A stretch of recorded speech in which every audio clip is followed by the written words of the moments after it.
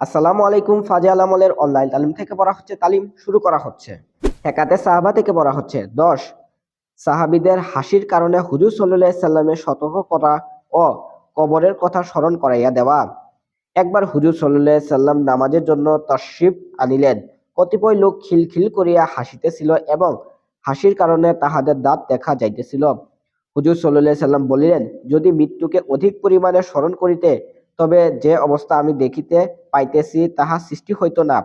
অতএব তোমরা মৃত্যুকে বেশি করিয়া স্মরণ করো। কবরের উপর এমন কোনো দিন অতিবাহিত হয় না যেই দিন সেই কবর ঘোষণা দেয় না যে, আমি অপরিচিতের ঘর, নির্জনতার ঘর, মাটির ঘর, পোকামাকড়ের ঘর। যখন কোনো মোমেন ব্যক্তিকে কবরে রাখা হয় তখন সে বলে, তোমার আগমন মুবারক, তুমি খুব ভালো করিয়াছ আসিয়া গিয়াছ। জমিনের বুকে যত লোক বিচরণ করিত, তার মধ্যে তুমি আমার নিকট সর্বাধিক প্রিয় ছিলে। আজ তুমি আমার নিকট আসিয়াছ, তুমি আমার উত্তম আচরণ দেখিবে। অতঃপর যে পর্যন্ত মৃত ব্যক্তির দৃষ্টি পৌঁছে ওই পর্যন্ত কবর প্রশস্ত হইয়া যায়, আর উহার দিকে জান্নাতের একটি দরজা খুলিয়া যায়, যাহা দ্বারা জান্নাতের হাওয়া ও খুশবু তাহার দিকে আসিতে থাকে।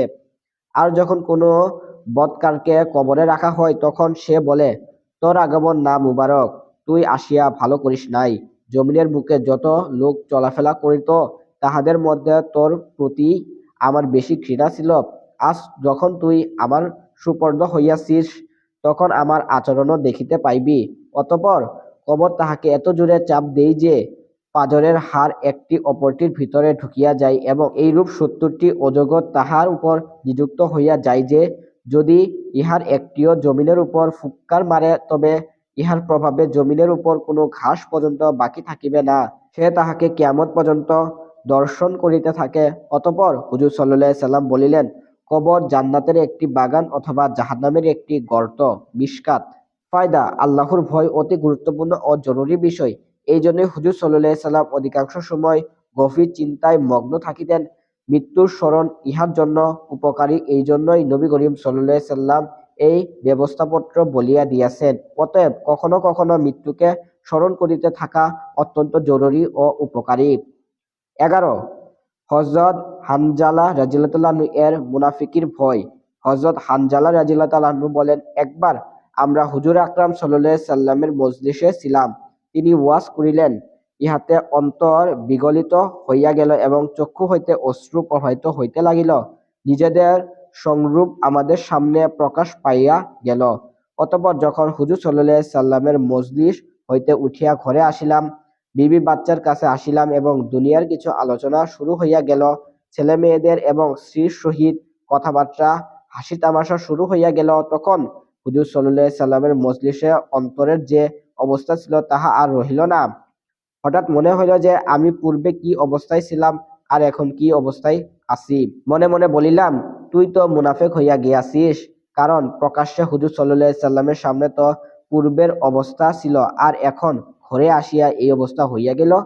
অত্যন্ত চিন্তিত এবং দুঃখিত অবস্থায় এই বলিতে বলিতে ঘর হইতে বাহির হইলাম যে, হানজালা মুনাফেক হইয়া গিয়াছে। সম্মুখে হইতে হযরত আবু বকর সিদ্দিক রাদিয়াল্লাহু আনহু আসিয়াছিলেন।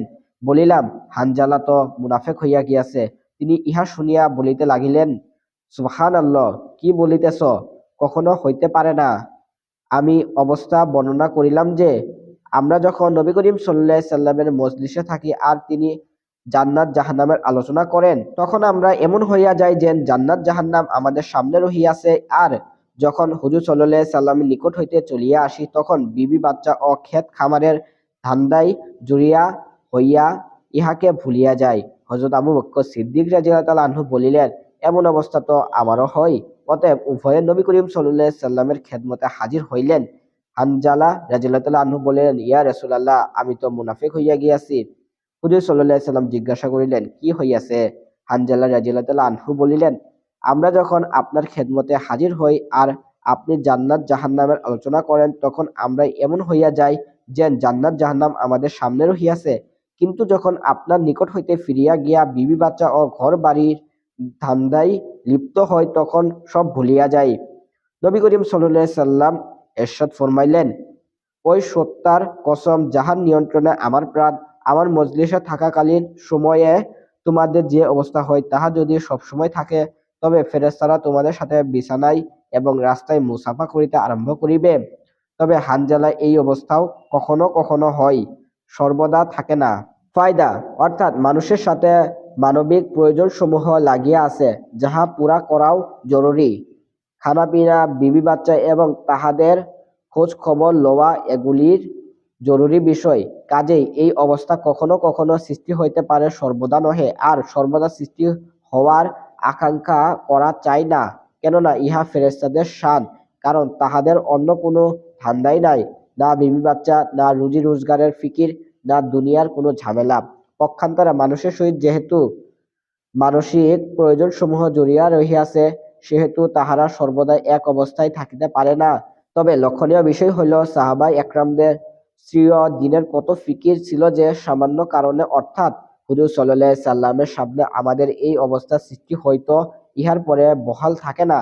এই কারণে নিজের ব্যাপারে মুনাফেক হওয়ার ধারণা হইল, অর্থাৎ কাহারও প্রতি মহব্বত ও ভালোবাসা সম্পর্ক থাকিলে তাহার সম্বন্ধে নানা রকম সন্দেহ ও চিন্তা হয়। আদরের ছেলে সফরে চলিয়া গেলে সবসময় তাহার নিরাপদ থাকার চিন্তা সওয়ার থাকে। আর যদি শোনা যায় যে সেখানে মারামারি বা দাঙ্গা হাঙ্গামা দেখা দিয়াছে, তবে তো খোদা জানেন কত চিঠি এবং টেলিফোন পৌঁছিবে।